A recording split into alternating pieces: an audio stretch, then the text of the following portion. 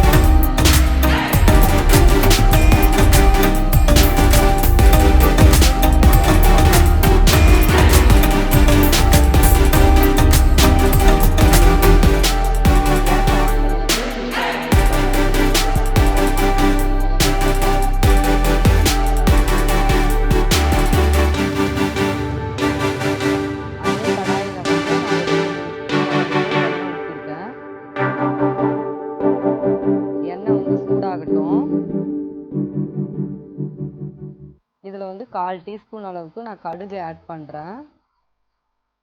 கடுகு வந்து பொரியட்டும். இதில் வந்து நம்ம வந்து நல்லா பொடியாக கட் பண்ணி வச்சுருக்க காய்கறிகள்லாம் ஆட் பண்ணிடலாம். கேரட்டை வந்து நான் அது மாதிரி நீள் வாக்கில் மெலிசாக வந்து கட் பண்ணி வச்சுருக்கேன். குடமிளகாயும் நான் நீள் வாக்கில் கட் பண்ணி வச்சுருக்கேன். பீன்ஸு, வெங்காயம் இது எல்லாமே கட் பண்ணி வச்சுருக்கேன். ஸோ வெங்காயத்தை வந்து இதில் ஆட் பண்ணிக்கலாம்.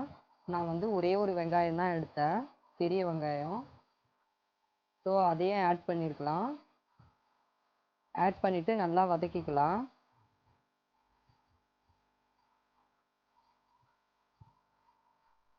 நான் இதில் வந்து ஒரு 2-3 பூண்டை வந்து நல்லா பொடியாக நறுக்கி போட்டிருக்கேன். ஸோ அதையும் ஆட் பண்ணிவிட்டு நல்லா வெங்காயம் வந்து வதங்கணும். வெங்காயத்தை நல்லா வதக்கிக்கலாம். வெங்காயம் நல்லா முழுமையாக வதங்கணும். நல்லா வதக்கிக்கலாம். இது கூடவே வந்து பூண்டையும் நான் ஆட் பண்ணிக்கிறேன். நம்ம கீறி வச்சுருக்க குடமிளகாயும் கேரட்டையும் இதில் ஆட் பண்ணிக்கலாம். ஆட் பண்ணிவிட்டு நல்லா வதக்கிக்கலாம். கூடவே வந்து பீன்ஸையும் போட்டுக்கணும்.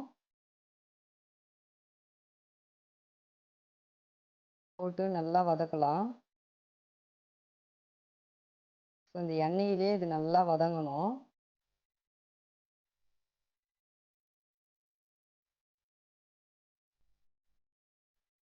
நான் என்னோடய பசங்களுக்கு செஞ்சு கொடுத்து ரொம்ப நாள் ஆகுது.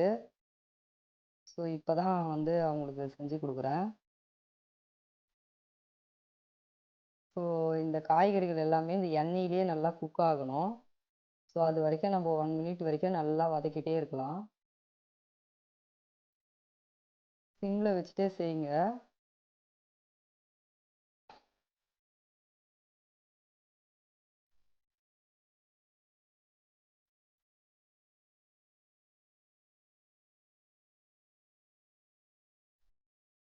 எண்ணெயிலேயே நல்லா வதங்கணும் இது. இது கூடவே வந்து நான் லைட்டாக சால்ட் ஆட் பண்ணியிருக்கேன். ஆட் பண்ணிவிட்டு இதையும் நல்லா வதக்கிக்கலாம்.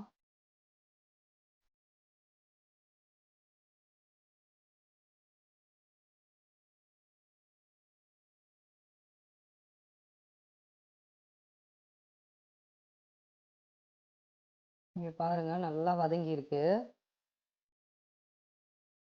காய்கறிகள் எல்லாமே நல்லா வெந்திருக்கு.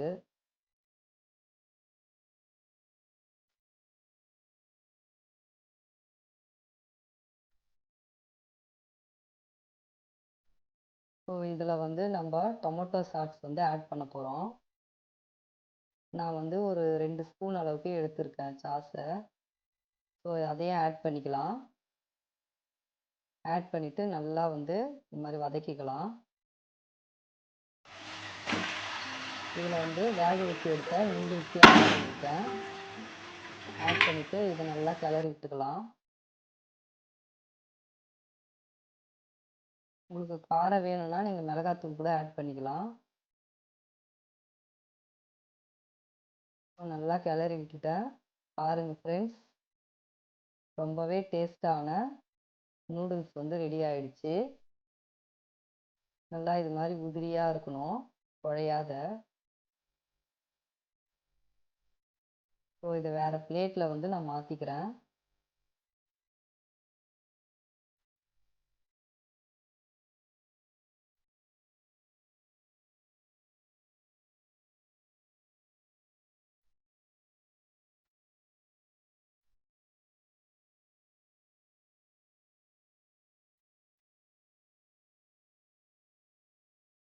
ஸோ பாருங்கள் எப்படி இருக்குது அப்படின்ட்டுன்னு. பார்க்கவே கலர்ஃபுல்லாக இருக்குது. என்னோடய பையனுக்கு கொடுத்தேன், அவன் தான் சாப்பிட்டுட்டு இருக்கான். சாப்பிட்டு ரொம்பவே டேஸ்ட்டாக இருக்குது அப்படின்னு சொன்னான். இந்த வீடியோ பிடிச்சிருந்தா உங்களையும் லைக் பண்ண சொல்லியிருக்கான். ஸோ மறக்காமல் லைக் பண்ணுங்கள். இந்த வீடியோ பிடிச்சிருந்ததுன்னா சப்ஸ்கிரைப் பண்ணுங்கள். Okay friends.